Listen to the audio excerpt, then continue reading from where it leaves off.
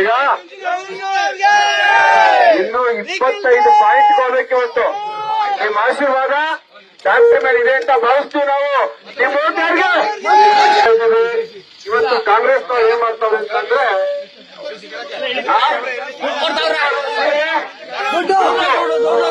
ಏನೇ ಕೊಟ್ಟರು ಅವರ ಹಣದ ಬರುತ್ತೆ, ನಮ್ಮ ಜನ ಬರೋದ್ರಿಂದ ಹಣದ ಬರ ಏನು ಮಾಡಲ್ಲ.